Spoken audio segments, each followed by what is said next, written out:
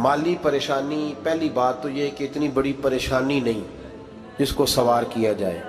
आयत पढ़ूंगा कुरान पाक की और मेरा ख्याल है कि बहुत सारी परेशानियां तो कुरान मजीद के लफ्ज़ों से दूर हो जाएंगी। सूरह हूद है, उसकी आयत नंबर 6 है, 12वें सिपारे की पहली आयत है। क्या अंदाज है और मेरे रब का कितना मन मोह लेने वाला और दिल को छू लेने वाला अंदाज है। रब करीम ने फरमाया वमा मिन दाब्बतिन फिल अर्द, फरमाया नहीं ज़मीन पर कोई भी ऐसा चलने वाला, ज़मीन पर कोई ऐसा नहीं जो चलता हो, इल्ला अलल्लाहि रिज़्कुहा, जिसका रिज़्क अल्लाह ने अपने ज़िम्मे न लिया हो। ज़मीन पे कोई चलने वाला ऐसा नहीं जिसके रिज़्क की जिम्मेदारी रब करीम की ना हो। जिम्मेदारी रिज़्क किसकी है? बोल के बताएं, बोल के किसकी जिम्मेदारी है जी? अल्लाह। देखिए गौर फरमाएं, यहाँ मुफस्सिरीन ने एक बात लिखी है इस आयत के तहत कि फरमाया जो ज़मीन पे चलने वाला है उसका रिज़्क अल्लाह के ज़िम्मे। फरमाते हैं कि ये अल्लाह ने हमारी अकल के मुताबिक हमसे बात की है, वरना आसमानों में जितनी मखलूक है रिज़्क उसका भी अल्लाह के ज़िम्मे ही है।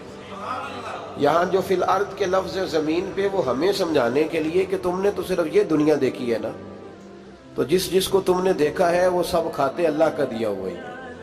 तो जो हमने देखा था रब करीम ने उसके मुताबिक हमें समझा दिया।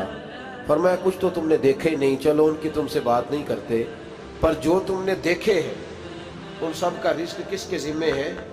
अल्लाह के।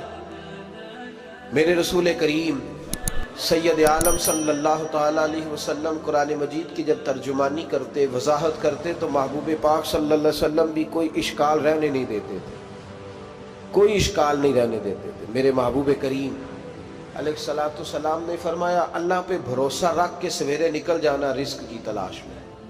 किस पे भरोसा रखना है? निकलना तुम्हारे जिम्मे है। ये ना कहना कि घर बैठूंगा तो यही आएगा, निकलना तुम्हारी जिम्मेदारी है। जितनी जिम्मेदारी है वो पूरी करना। अल्लाह पे भरोसा करके निकल जाना तुम्हारी जिम्मेदारी है। रब का जिम्मा है तुम्हें रिज़्क देना, वो जरूर तुम्हें रिज़्क पहुंचाएगा। या रसूल अल्लाह सल्लल्लाहु अलैहि वसल्लम किस तरह पहुंचेगा? तो जरा हुजूर के लफ्जों का हुस्न भी देखिए। नबी पाक सल्लल्लाहु अलैहि वसल्लम ने फरमाया जिस तरह मौत तुम्हें ढूंढ लेती है ना कि तुम कहाँ मौजूद हो, जब वक्त आता है तो इंसान पाकिस्तान में हो तब भी आ जाता है, जद्दा में हो तब भी आ जाता है, मक्का में हो या मदीना तैयबा में वक्त फिर भी आ जाता है। फरमाया जिस तरह मौत तुम जहां भी हो तुम तक पहुंच जाती है ना, इस तरह तुम्हारा रिज़्क भी तुम जहां मौजूद होते हो अल्लाह वहां पहुंचा देता है, पहुंचा देता है। तो या रसूल अल्लाह सल्लल्लाहु अलैहि वसल्लम किस अंदाज में? तो फरमाया निकल जाना तुम्हारी जिम्मेदारी है। फरमाया सवेरे परिंदे भी निकल जाते हैं और शाम को जब लौटते हैं तो अल्लाह उन्हें पेट भर के रोजी अता फरमाता है। हालांकि उनको नहीं पता होता हमारा कारखाना कहाँ है, हमने कहाँ जाके मजदूरी करनी है। उनको नहीं पता होता कि हमारा दफ्तर कहाँ है, हमने किस ऑफिस में बैठना है। उनको नहीं पता होता कि हमने कहाँ जाके माल खरीदना है और कहाँ से हमने फिर उसको दोबारा बेचना है। उन्हें खबर नहीं होती। अल्लाह पे भरोसा करके निकल जाते हैं। निकलना तो तेरे जिम्मे है कि नहीं? फरमाया वो तू ड्यूटी कर, शाम को अल्लाह जो रब परिंदों को रोजी देता है वो तुझे भी अता फरमाएगा। मैं कहता हूँ सोच कितनी कमजोर है उस आदमी की जो कहता है कैसे मिलेगा। कितनी कमजोर सोच है। जो रब बैल को रोजी देता है, बकरी को रोजी देता है, इस जमीन इस धरती पे अगर बसने वाला ऊंट भूखा नहीं सोता, चले ये तो पालतू जानवर होते हैं, इस धरती पर बसने वाली अगर बिल्ली और कुत्ता रोटी खा के सोते हैं तो तू तो अशरफुल मखलूकात है। तूने अपने ज़हन में क्या टेंशन पाल लिया है कि नहीं आएगा तो मर जाऊंगा, क्या बनेगा, किस तरह होगा? तू क्यों इतना परेशान हो गया?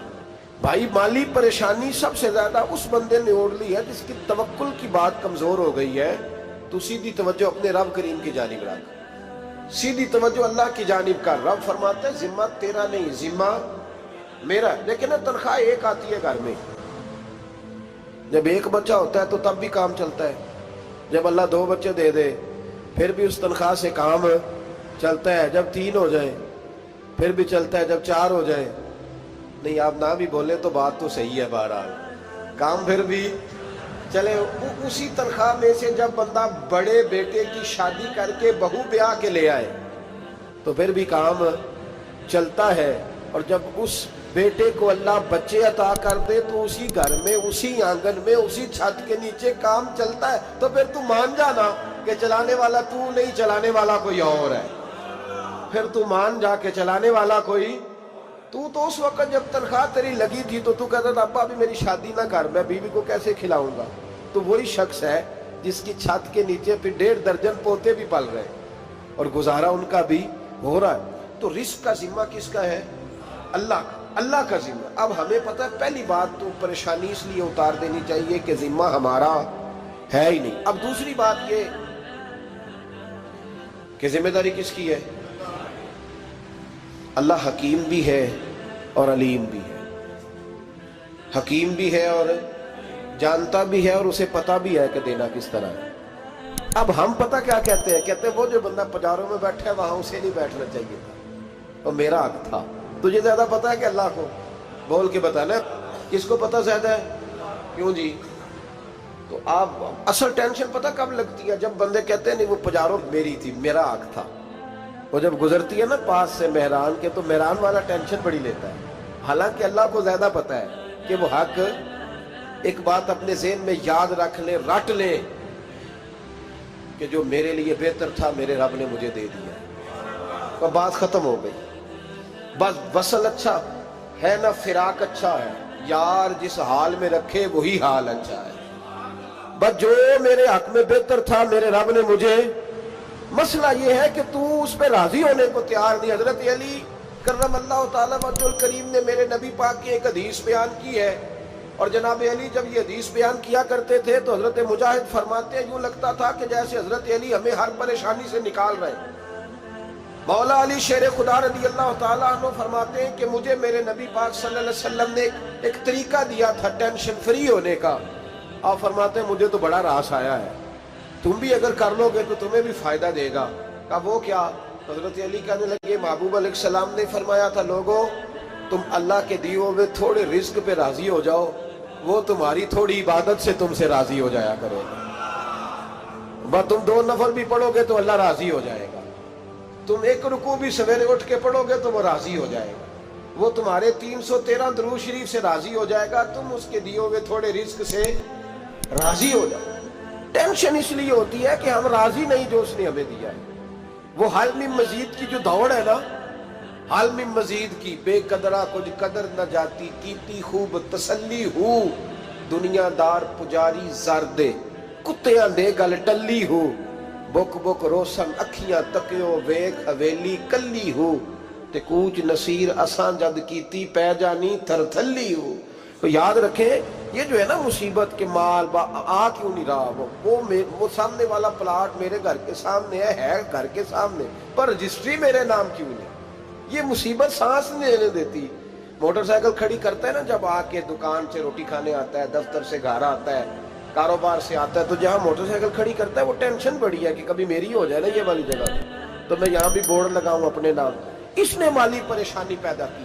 تو جس حال میں ہے، کیونکہ تو نے اپنا یہ حال خود نہیں بنایا، جس نے بنایا ہے وہ بڑا بہتر جانتا تھا کہ تو اسی حال میں اسے اچھا لگتا ہے۔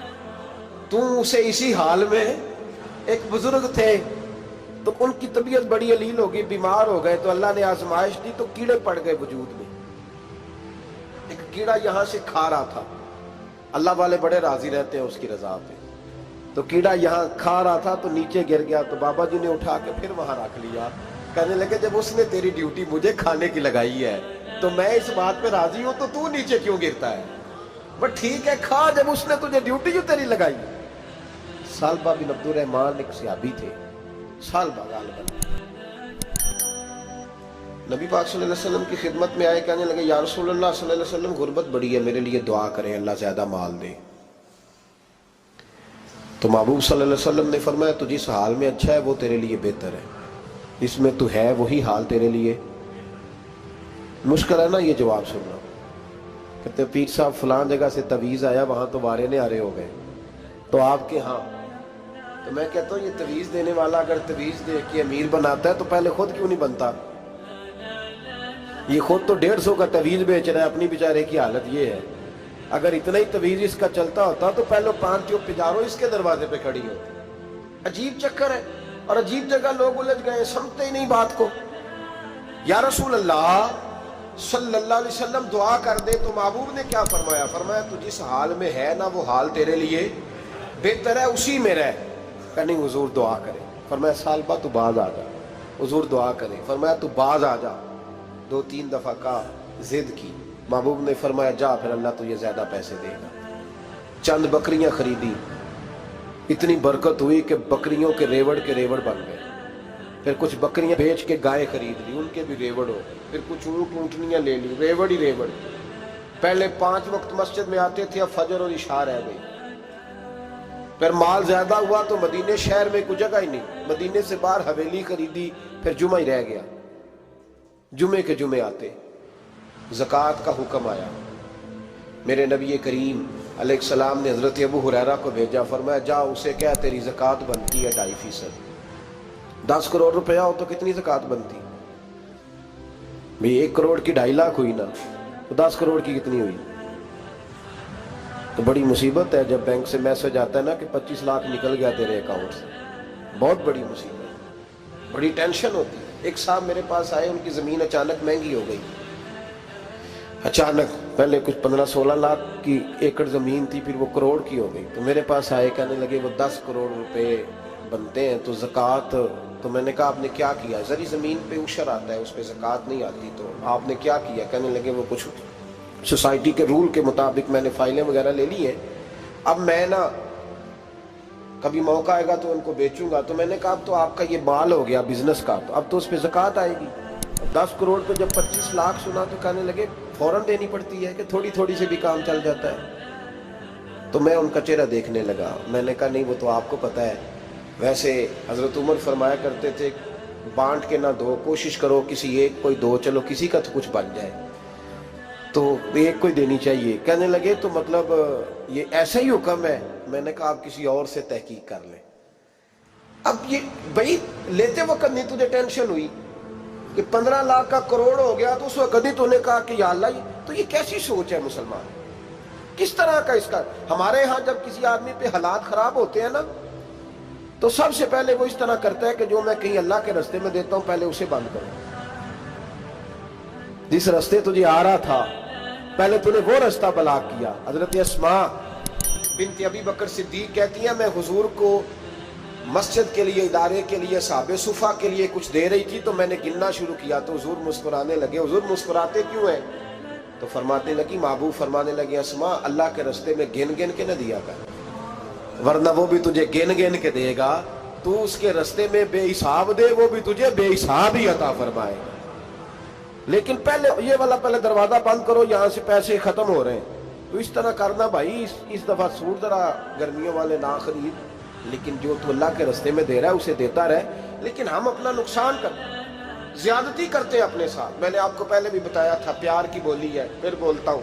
ایک بڑے بڑے پیار والے دوست ہیں، ایک دفعہ مجھے کہنے لگے کہ آپ کئی دفعہ اعلان کرتے ہیں تو مجھے اچھا نہیں لگتا، اور آپ ادارہ بھی بہت زیادہ بننے والا ہے، بڑی چیزیں میں دیکھتا ہوں جو ہوں تو بڑا نظام اچھا ہو جائے، آپ دعا کریں اللہ مجھے پیسے دے تو میں بڑے سارے خرچ کروں گا اس کے راستے میں۔ تو میں نے کہا یا اللہ اسے 10 کروڑ دے، یہ 9.5 کروڑ تیرے راستے میں دے دے گا۔ تو چپ کر گیا، جس طرح آپ نہیں کر گئے سارے، چپ کر گیا وہ بھی۔ اس نے کہا جی نہیں جی انشاءاللہ کریں گے۔ تو میں کیا پلیا جی تے دعا پہ ہوں دیا، ابھی تو وہ آئیں گے تو تب دیکھی جائے گی، تو تو یہیں اڑ گیا ہے۔ یعنی 9.5 کروڑ اللہ کے رستے میں خرچ کرنے کی دعا پہ بھی آمین کوئی نہیں کہتا کہ چلو آمین ہی کہہ دیں۔ تو میں کہا تینوں تے 50 لاکھ بچتا سی پیا، لیکن تو اس سودے پہ تیار ہے۔ جب یہ سوچ ہوتی ہے، یہ غلط سوچ ہے، یہ بات تو اگر تے مسکرانے والی، لیکن یہ سوچ صحیح نہیں۔ حضرت عثمان غنی رضی اللہ تعالیٰ عنہ کہتے ہیں جس وقت نبی پاک صلی اللہ علیہ وسلم نے اعلان کیا نا جنگ کے موقع پر کہ 800 سپاہیوں کا خرچہ چاہیے، کہتے ہیں میرے پاس 600 کا تھا۔ یہاں ایک روایت میں حضور نے 1000 کا اعلان کیا تو میرے پاس 800 کا تھا۔ جب 2-3 دفعہ نبی پاک نے اعلان کیا تو کہتے ہیں میں نے کھڑے ہو کے کہا یا رسول اللہ پورا 800 میری طرف سے۔ کہتے میں نے 200 سپاہی کا خرچہ ادھار اٹھایا لیکن پورے 2 مہینے نہیں گزرے تھے، رب کریم نے مجھے کئی گنا کر کے پیسے واپس عطا فرما دیے۔ پر بات تو یہ ہے کہ تیری وہاں لو لگی ہو، تو تجارت کرتا ہے ان لوگوں کے ساتھ جو کیا دے سکتے۔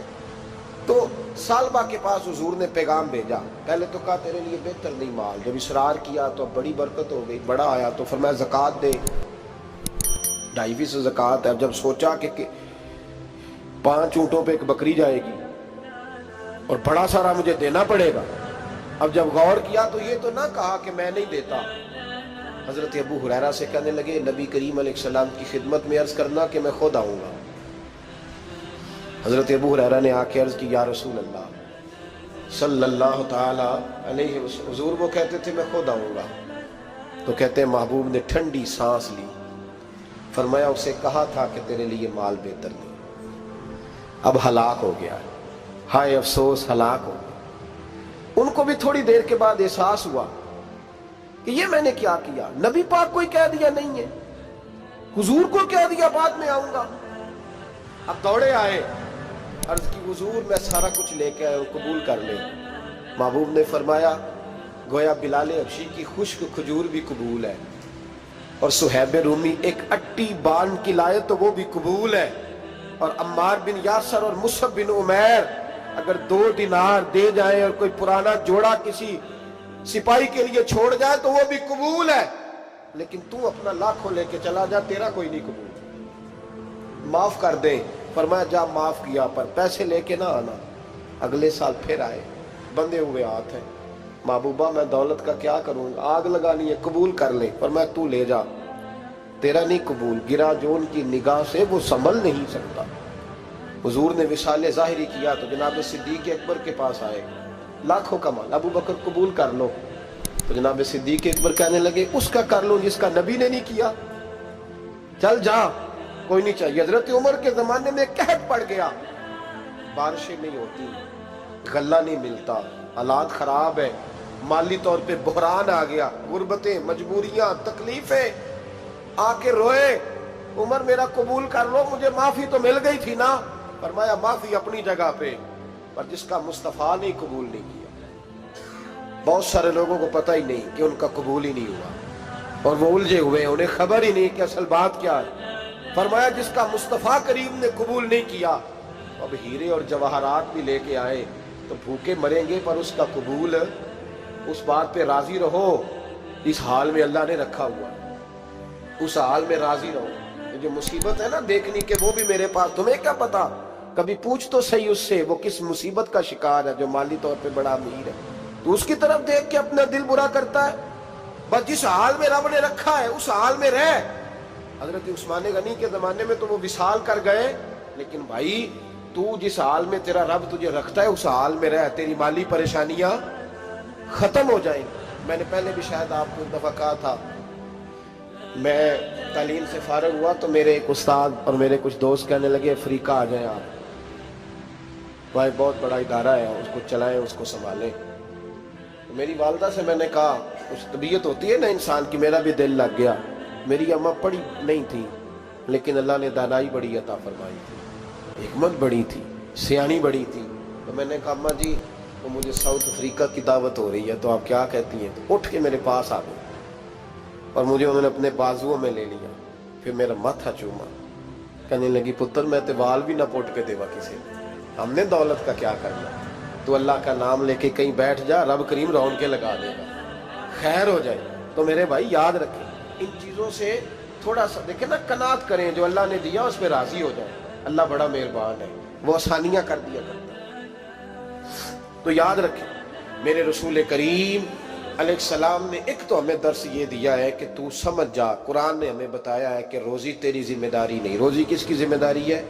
اللہ کی۔ اور دوسری بات یہ کہ جو اللہ نے تمہیں دیا ہے اس پہ تو راضی ہو جا، تیری مالی پریشانیاں ختم ہو جائیں۔ اور پھر حضور صلی اللہ علیہ وسلم نے فرمایا مذہبی طور پر جب دیکھو تو آگے دیکھو، اور دنیاوی طور پر جب دیکھو تو پیچھے دیکھو، پریشانی ختم ہوگی۔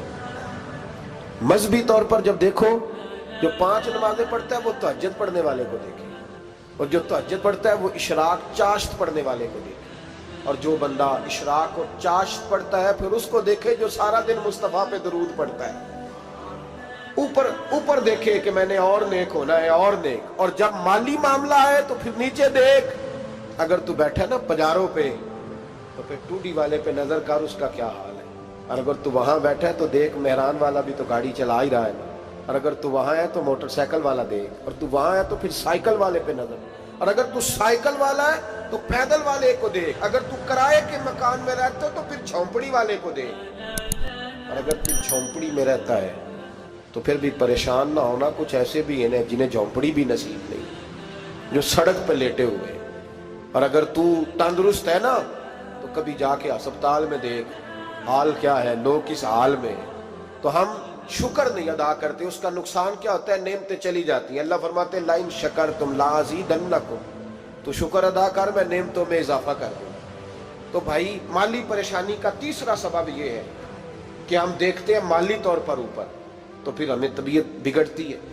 और फिर माली परेशानियों के कुछ और असबाब भी हैं। इमाम शाफी फरमाते हैं जिन घरों में लोग फजर की नमाज के वक्त सोए होते हैं उन घरों में रिस्क नहीं आता। आप फरमाते हैं फजर का वक्त अल्लाह के देने का वक्त है, उस वक्त अल्लाह बांटता है। हुजूर सल्लल्लाहु अलैहि वसल्लम का फरमान है ना हदीस में कि तहज्जुद के वक्त अल्लाह पहले आसमान पे नुज़ूल जलाल फरमाता है जो उसकी शान के लायक है तहज्जुद के वक्त, और वो कहता है मांगो मैं तुम्हें अता करूंगा। लेने की बारी आए तो बंदा समेट समाट के अंदर घुस जाए। हमारे यहाँ ये होता है कि शाह के बाद बच्चे बैठते हैं मोबाइल लेके, तहज्जुद का वक्त आता है तो उनकी आंखें बंद होनी शुरू होती, तो लेने के वक्त तो तू सोया था, तेरा मसला कैसे हल होगा भाई। जब कोई आदमी खैरात बांट रहा हो तो जो प्याला पीछे कर ले उसे मिलेगा। कहते उस वक्त आना जब मैं बांट रहा था, अब तू किधर आ गया है। मिसाल दे रहा हूं, तो फजर का वक्त मांगने का है, तो सारी रात तो गुजर गई गेमें खेलते टीवी देखते, और जो लेने का वक्त था तू सो गया, तो कैसे आएगा तेरे पास। तो उठे सवेरे बंदों से मांग के देख लिया, बड़ी इज्जतें खराब हुई। फजर का वक्त उठ के झोली फैलाए। मेरे रसूल पाक अलैहिस्सलाम फरमाते हैं, रब फरमाते हैं जब बंदे मेरे आगे झोली फैलाते हैं मुझे शर्म आती है, कैसे खाली वापस कर दूं।